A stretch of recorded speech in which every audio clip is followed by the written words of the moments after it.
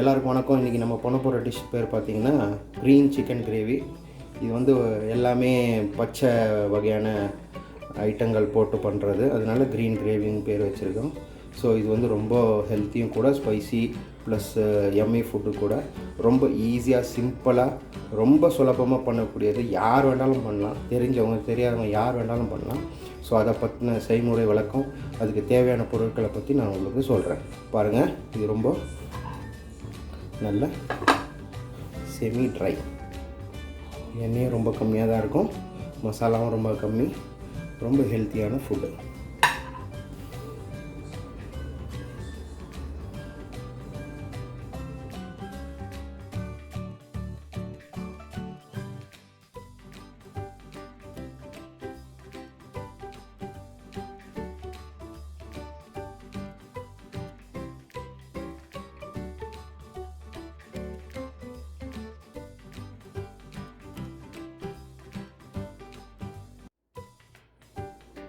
இன்றைக்கி நம்ம பண்ண போகிற ஐட்டத்துக்கான இன்க்ரீடியன்ஸ் இது.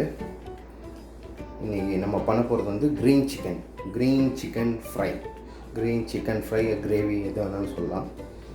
அதுக்கான தேவையான பொருட்களை இப்போ பார்க்கலாம். சிக்கன், ஸ்கின் அவுட் சிக்கன் பார்த்திங்கன்னா 1 கிலோ. அப்புறம் கரம் மசாலா, சில்லி பவுடர், அப்புறம் மஞ்சத்தூள், புதினா, கொத்தமல்லி, பச்சை மிளகா, அப்புறம் பார்த்திங்கன்னா இஞ்சி, பூண்டு, வெங்காயம், தக்காளி, கருவேப்பிலை. இவ்வளோ தான் ஐட்டமு. ரொம்ப குயிக்காக ரொம்ப ஈஸியாக பண்ணக்கூடிய ஐட்டம் இது. ரொம்ப சத்துள்ள ஐட்டமும் கூட. ஏன்னா இதில் பார்த்திங்கன்னா உங்களுக்கே தெரியும், கொத்தமல்லி, புதினா, இஞ்சி, பூண்டு, கருவேப்பிலை, இது எல்லாமே வந்து என்ன சொல்கிறது, ஆயுர்வேதிக் ஐட்டம் தான் இதெல்லாம். ரொம்ப மசாலா இல்லாமல் ரொம்ப ஹெல்த்தியான ஃபுட்டு, ரொம்ப ஆரோக்கியமான ஃபுட்டு, ரொம்ப இன்ஸ்டண்ட்டாக ஈஸியாக பண்ணலாம். ரெண்டே வழி தான். ஒன்று, இந்த மசாலாவெல்லாம் அரைக்கணும், ரெண்டாவது வேக வைக்கணும், அவ்வளோதான், முடிஞ்சு வேலை. ஸோ 2 ஸ்டெப்பில் ஈஸியான சிக்கன் ஃப்ரை, சிக்கன் கிரேவி எப்படி வேணாலும் வச்சுக்கலாம், செமி சிக்கன் கிரேவின்னு வச்சுக்கோங்களேன். ஸோ அந்த மாதிரி ஒரு ஐட்டமை இன்றைக்கி நம்ம பண்ண போகிறோம். நெக்ஸ்ட்டு செய்முறை விளக்கத்தை பார்க்கலாம். அதுக்கு முன்னாடி நம்ம இதெல்லாம் சேர்ந்து ஒரு மசாலா அரைக்க போகிறோம். ஸோ அது எப்படின்னு உங்களுக்கு நான் சொல்கிறேன்.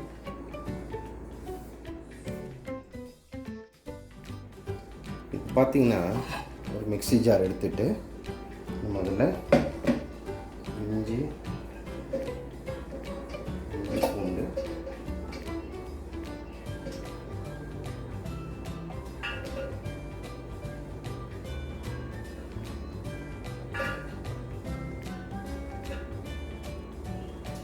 போட்டுருக்கோம். இதை அரைச்சிட்டு அதுக்கப்புறம் திருப்பி நெக்ஸ்ட்டு இன்னொரு மசாலா ஆட் பண்ணணும். ஸோ இப்போ இதை அரைச்சிட்டு உங்களுக்கு காமிக்கிறேன். ஓகே, பாருங்கள். இப்போ நம்ம இது மாதிரி அரைச்சிருக்கோம் இல்லையா, இது அரைச்சிருக்கிறதுல இது கூடவே நம்ம கொத்தமல்லி, பச்சை மிளகா, புதினா எல்லாத்தையும் சேர்க்குறோம். ஓகே, இப்போ நம்ம அந்த மிக்சியில் அரைச்சோம் இல்லையா, இஞ்சி பூண்டு விழுது, அது கூடவே கொத்தமல்லி, புதினா, பச்சை மிளகா, அப்புறம் நம்ம இங்கே கட் பண்ணோம் இல்லையா ஒரு தக்காளி, அந்த ஒரு தக்காளியோட பாதி வந்து அதில் போட்டிருக்கோம். ஒரு வெங்காயம், ஒரு தக்காளி வெட்டினது, அதில் ஒரு வெங்காயம் அப்படியே இருக்குது, ஒரு தக்காளியில் பாதியை வந்து நம்ம அதில் போட்டிருக்கோம். போட்டுட்டு நம்ம இப்போ தான் பிளெண்ட் பண்ண போகிறோம். பிளெண்ட் பண்ணிவிட்டு உங்களுக்கு நான் காமிக்கிறேன்.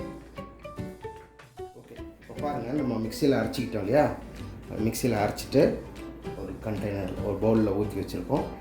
நான் எல்லா டைம் சொல்கிற மாதிரி தான், இந்த மிக்சியில் அரைச்சதுக்கப்புறம் கழுவிட்டு அதே தண்ணியை நீங்கள் ஊற்றி வச்சுக்கோங்க.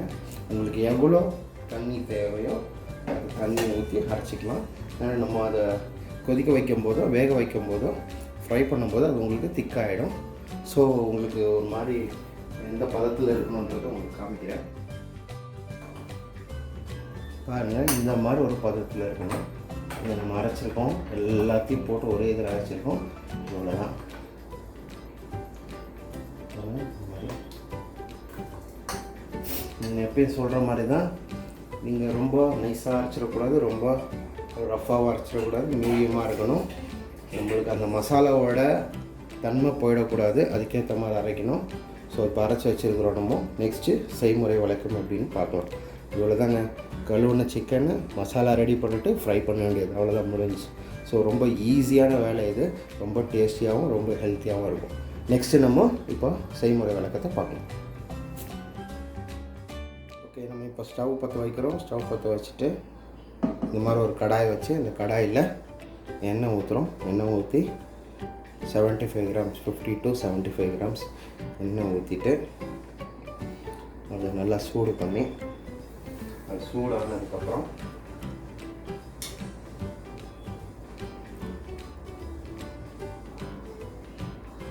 அதில் வெங்காயம்,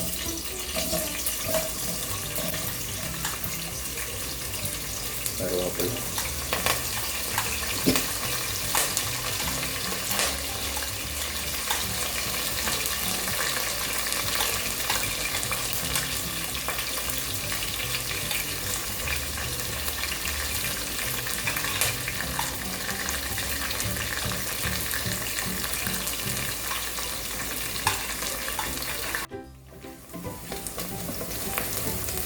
பாருங்கள். வெங்காயம் நல்லா வதங்கினதுக்கப்புறம் இப்போ நம்ம இதில் சிக்கனை போடுறோம்.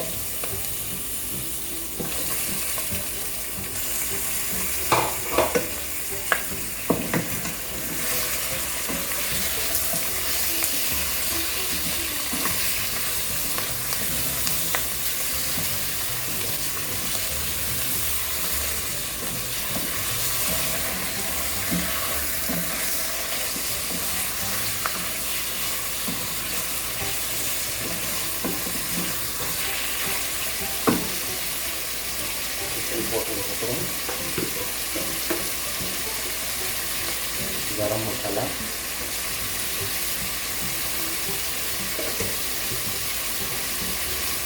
½ டீஸ்பூன் கரம் மசாலா, ½ டீஸ்பூன் மஞ்சள்தூள்,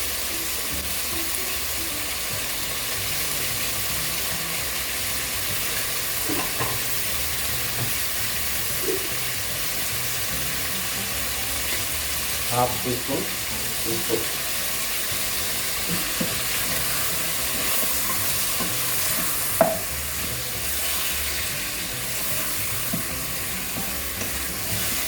நல்லா கிளறி விட்டுருங்க.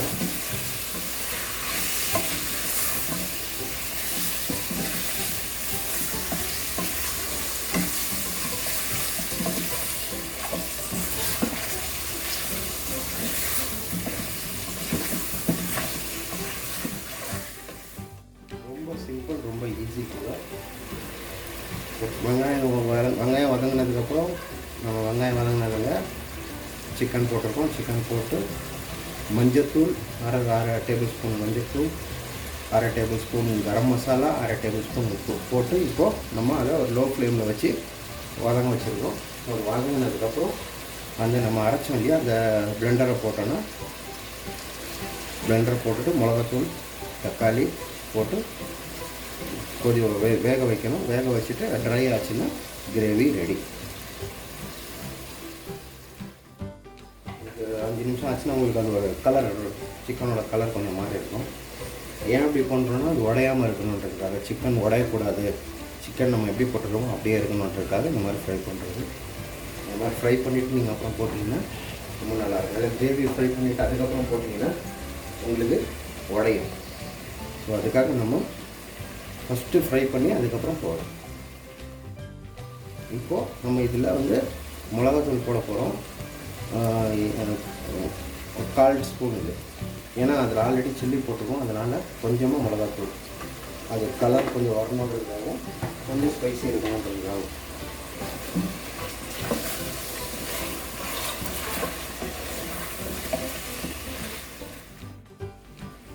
இப்போ நம்ம மிச்சம் வச்சுருந்தோம் இல்லையா தக்காளி, அதை போடுறோம்.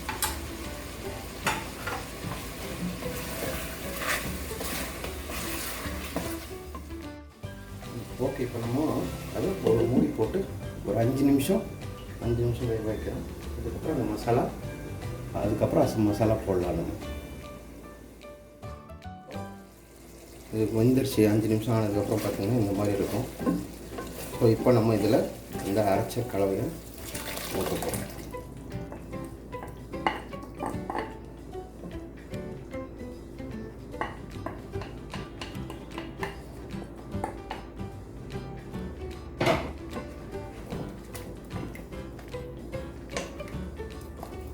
இப்போ நீங்கள் ஃப்ளேமை ஜாஸ்தி பண்ணிவிட்டு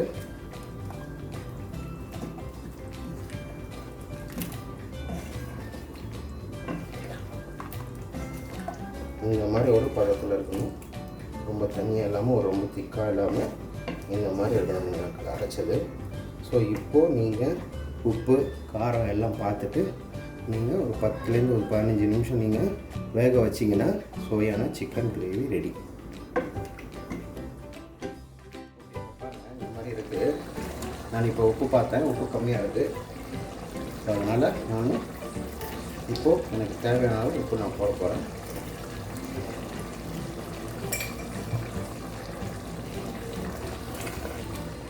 நான் சொன்னேன் இல்லையா, கற்றுக்கிறவங்களுக்கு இந்த மாதிரி பண்ணும்போது ரொம்ப ஈஸியாக இருக்கும். அவங்களுக்கு கன்ஃபியூஷன் வராது, பயப்பட தேவையில்லை. ஸோ இது தப்பாகிடுமோன்றது 100% நம்ம சொன்ன மாதிரி பண்ணிங்கன்னா உங்களோட ஃபஸ்ட் அட்டம்ப்டே ரொம்ப நல்லா வரும். பாருங்கள் இந்த மாதிரி இருக்கு இல்லையா, இது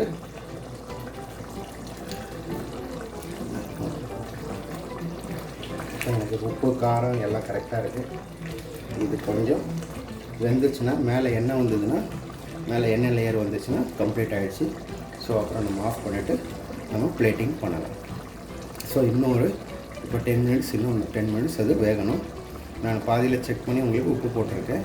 டோட்டல் 15 to 20 மினிட்ஸ் நான் சொன்னேன் இல்லையா, அதில் 10 நிமிஷம் இருக்குது, இன்னும் 10 நிமிஷம் இருக்குது. ஸோ இப்போது பிளேட்டிங் பண்ணதுக்கப்புறம் காமிக்கிறேன் உங்களுக்கு, ஃபைனல் ஸ்டேஜ் உங்களுக்கு காமிக்கிறேன். பாருங்கள் திக்காகிடுச்சு.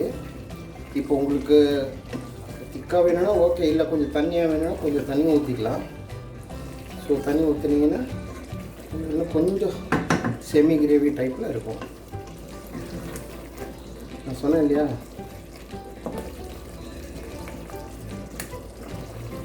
பாருங்கள் நம்ம அந்த சிக்கனை வந்து ஃபஸ்ட் எண்ணெயில் ஃப்ரை பண்ணோம். அதனால் பார்த்திங்கன்னா அது உடையாமல் முழுசாக அப்படியே இருக்குது. ஸோ இப்போ நல்லா வெந்திருக்கு. ஸோ இப்போ நம்ம கொஞ்சம் தம் விட்டுட்டு நம்ம எடுத்துடலாம், பிளேட் பண்ணலாம், அவ்வளோதான்.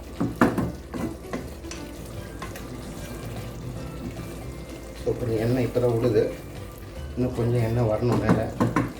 ஸோ வந்ததுன்னா கம்ப்ளீட் ஆகிடும். ஓகே, இப்போ பாருங்கள் ஃபைனல் ஸ்டேஜ் வந்துருச்சு. இந்த மாதிரி ஆகிடுது, எண்ணெய் விட்டுருக்கு நல்லா. ஸோ ரெடி ஆகிடுச்சு. இப்போ நம்ம இதை பிளேட்டிங்கில் மாற்ற போகிறோம். ஓகே, இப்போ பாருங்கள் பிளேட்டிங் பண்ணியாச்சு. இதுதான் வந்து நம்ம green chicken gravy semi try, ரொம்ப ஹெல்த்தியான எம்மியான ஃபுட். ஸோ இன்றைக்கி பண்ணியிருக்க ஐட்டம் க்ரீன் சிக்கன் கிரேவி.